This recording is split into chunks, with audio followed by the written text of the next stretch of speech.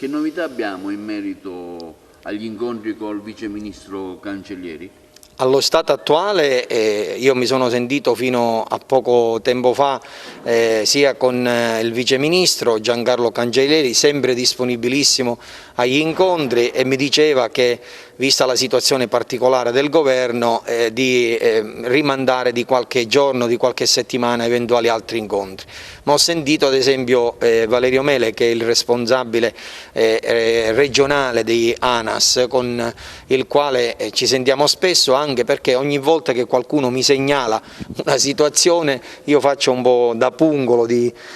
questi rappresentanti a servizio della comunità, e devo dire che danno ampia soddisfazione degli interventi che sono in atto, almeno attualmente, nel territorio siciliano. Noi continuiamo a monitorare. Quando dico noi mi riferisco al cartello sociale, assieme anche ai sindaci, tutte le realtà che abbisognano di una maggiore attenzione. Ogni giorno mi faccio una capatina sotto il Ponte Morandi per vedere a che punto sono i piloni,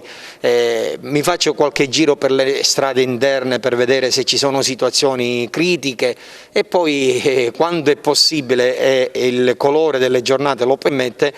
mi faccio anche una capatina un po' verso nord o verso sud, a seconda della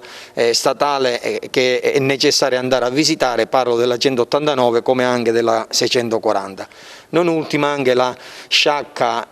Palermo, che attualmente è caratterizzata da 4 semafori, è diventata pure lì un'odissea, però ho sentito proprio su questo Mele che diceva che a breve qualche semaforo verrà eliminato perché ci sono diversi interventi. Quindi il lavoro di monitoraggio e di messa insieme delle forze per fare sinergia continua, noi lo faremo fino a quando naturalmente ne avremo la possibilità. Se questo governo andrà in crisi e non avremo più un referente privilegiato come Giancarlo Cancellieri, che faremo? Passeremo alla fase 2 del cartello,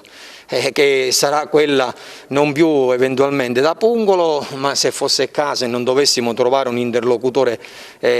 valido, accreditato e disponibile, come è stato fino ad adesso il nostro Vice Ministro Cancellieri, faremmo da pungolo, denunceremmo,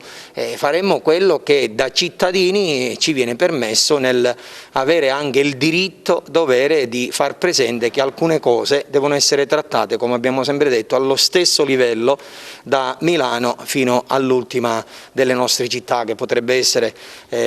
Siracusa o Agrigento.